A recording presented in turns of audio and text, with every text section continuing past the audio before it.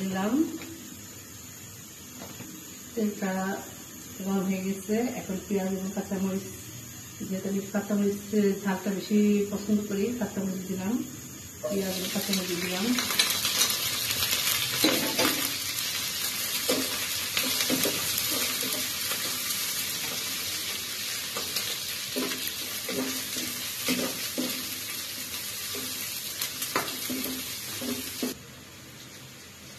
দারুচিনি, এলাচ এবং তেজপাতা দিয়ে দিলাম।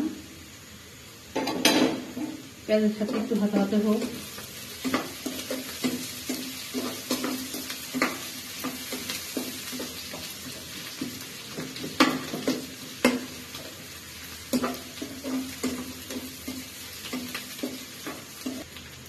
এক টেবিল চামচ আদা বাটা,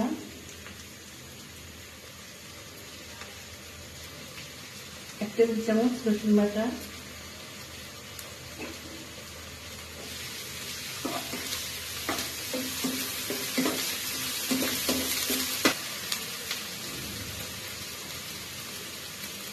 আদা রসুনটা আমার ভাজা ভাজা হয়ে গিয়েছে।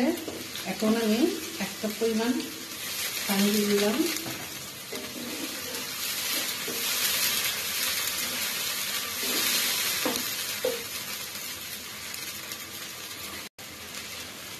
এখন আমি গুঁড়ো মশলাগুলো অ্যাড করব। 2 চা চামচ হলুদ গুঁড়ো, 1 চামচ মরিচ গুঁড়ো, যেখানে কাঁচামরিচ দিয়েছি, 1 চামচ ধনিয়া গুঁড়া, 1 চামচ জিরা গুঁড়া,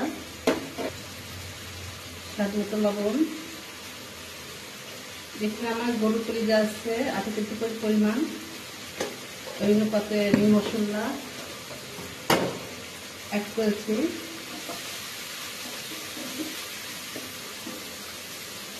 মশলাটা আমার ভালো মতো কষানো হয় নাই, এই জন্য আমি আরো 1 কাপ পরিমাণ পানি দিয়ে মশলাটা ভালো মতো কষিয়ে নেব। কারণ মশলা যত কষানো হবে তার টেস্টটা তত বেশি হবে।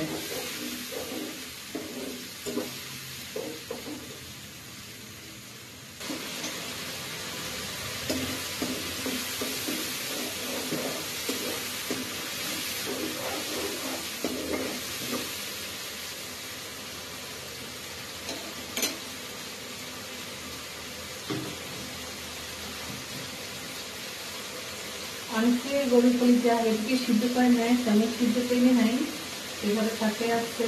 আমি এই অবস্থায় ভালো করে দিয়ে নিয়েছি। আমি এই অবস্থায় দিয়ে দিব।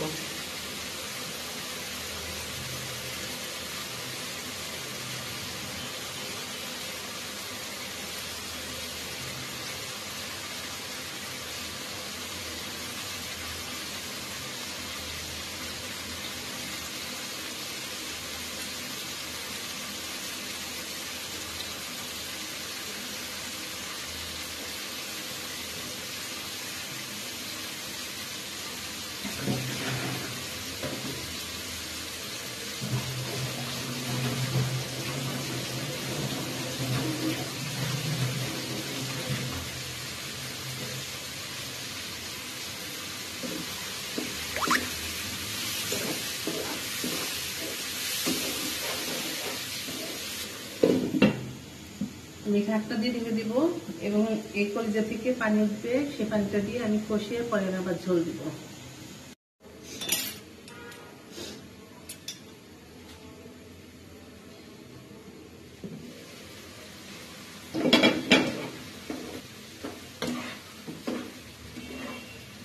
এখানে আমার মশলা পেঁয়াজ মরিচ গুলো এখনো ভালো করে না সিদ্ধ হয় নাই, এই জন্য আমি আরো 1 কাপ পানি দিয়ে আর একটু কষাবো, যেন মশলাটা একদম এই কলিজার সাথে লেগে যায়।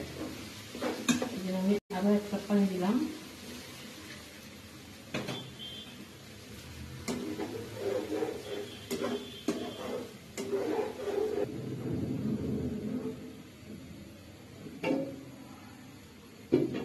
ঢাকনা দিয়ে ঢেকে কিছুক্ষণ অপেক্ষা করবো।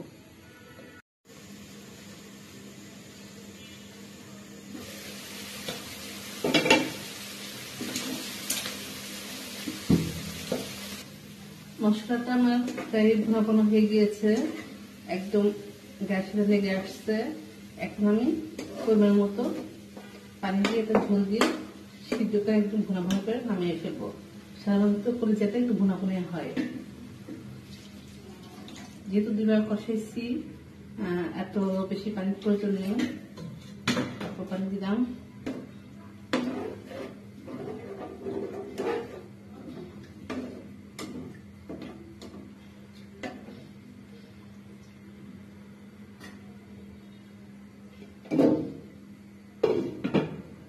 নামানোর আগে গরম মশলা দিয়ে নামিয়ে ফেলবো, গরম মশলা গুঁড়ো দিয়ে। এখন হাফ চা চামচ পরিমাণ গরম মশলা গুঁড়া দিয়ে দিলাম।